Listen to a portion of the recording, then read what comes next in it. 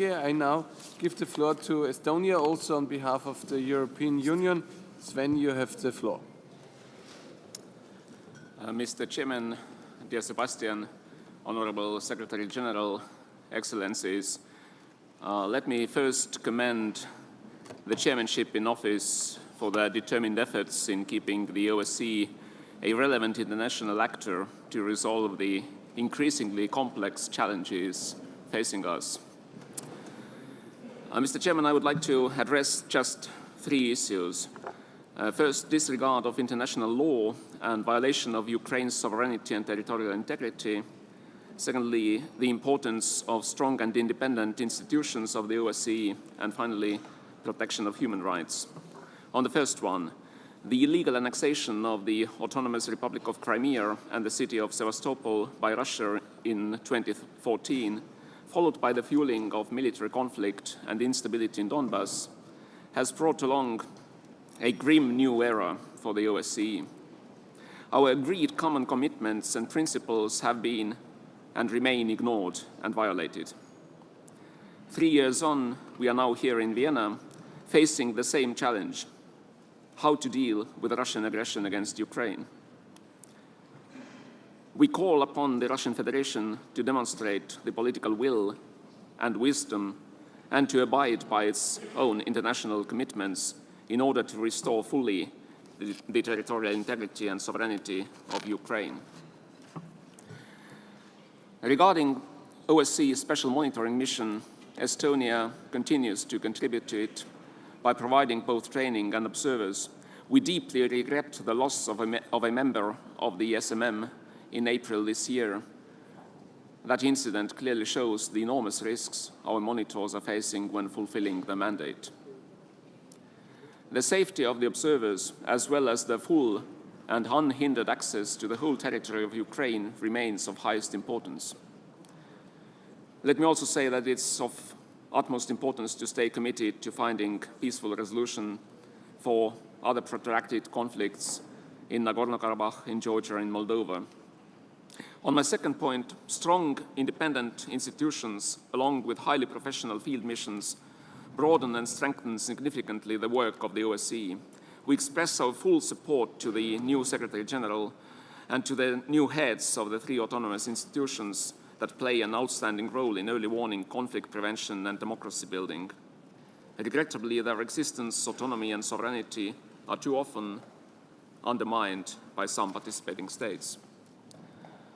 And finally, deterioration of human rights is directly linked to worsening of the security environment. It is our common duty to protect the human rights of more than 1 billion individuals living in the OSCE area, using all tools at our disposal.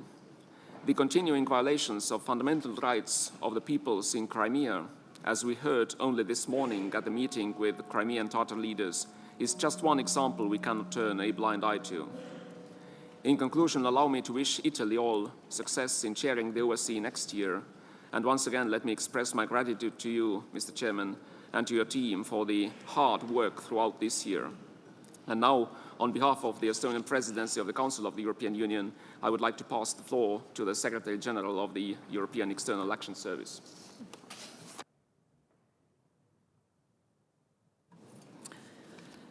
Mr. Chairman, Secretary General, Excellencies, ladies and gentlemen. The principles and commitments agreed 42 years ago in Helsinki remain fully valid today. We need to restore respect for those principles and commitments, but we also need to restore trust, as the Chairman in office has rightly pointed out. For the European Union, maintaining peace and security in Europe has been at the core of the European project for the past 60 years. And it is the OSCE that offers a collective, cooperative and comprehensive approach to security, which is key to address the existing security challenges. This is why the European Union provides significant and tangible support to the OSCE politically, financially, notably through funding of OSCE missions and contributions of EU member states to the organization's budget, and on the ground through cooperation between EU delegations and OSCE field presences. At the Eastern Partnership Summit 2 weeks ago, the 34 leaders endorsed a cooperative agenda of 20 deliverables, which contributes to strengthening state and societal resilience through good governance, opening economic opportunities, fostering interconnections, and connecting people. All summit participants also stressed that the Eastern Partnership is not directed against anyone and indicated openness in principle for cooperation with third countries. At the same time, Europe is confronted with continuous instability and conflict in its neighborhood. In the east of Ukraine, continued ceasefire violations, lack of a meaningful withdrawal of heavy weapons, presence of mines in many areas continue to cause suffering of the civilian population and destruction of critical infrastructure.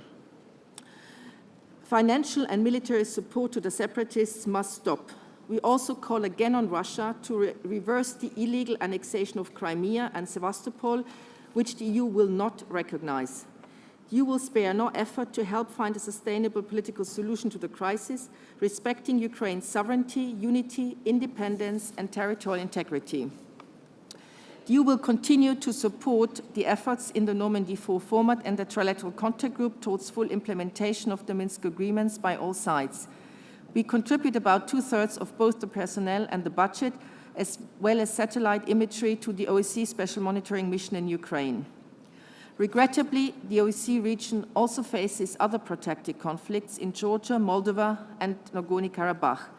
In this context, we welcome the recent breakthroughs achieved thanks to the intensive efforts of the Austrian chairmanship in office in the framework of the 5+2 process on the Transnistrian settlement. The EU continues to be engaged on the ground, in particular in Georgia, through the EU monitoring mission and in the framework of the Geneva international discussions to contribute to solve the situation. Promoting stability in the countries closest to the EU is a natural strategic priority. We have a strong shared interest in consolidating security in our continent by integrating the Western Balkans, part of our European family, into the EU. EU engagement will further intensify in 2018 with a new strategy, detailed country reports, and a summit bringing together all 28 member states and all 6 Western Balkan partners, aiming for concrete steps forward to make the path towards the EU irreversible. Our rules-based security order is further challenged by terrorism, organized crime, and malicious cyber activity, which we must fight together. The EU engages with our OSCE partners, and the recent EU Central Asia Ministerial meeting in Samarkand, Uzbekistan, confirmed the objective to further strengthen regional cooperation. Values lie at the heart of the European Union. Unfortunately, many places in the OSCE region face backsliding on human rights, restrictions on fundamental freedoms, a shrinking space for civil society, and increasing intolerance. Security and political stability cannot be sustained without respect for human rights, democracy, and the rule of law. Autonomous institutions and the OSCE field presence are irreplaceable in supporting the implementation of the OSCE commitments by the participating states. And finally, the European Union welcomes the recent high-level appointments in July. And also on behalf of High Representative Mogherini, I would want to warmly thank Minister Kurz and the chairmanship for a strong leadership, dedication, and commitment to steer through these challenging discussions. And we very much look forward to working with the incoming Italian chairmanship. Thank you very much.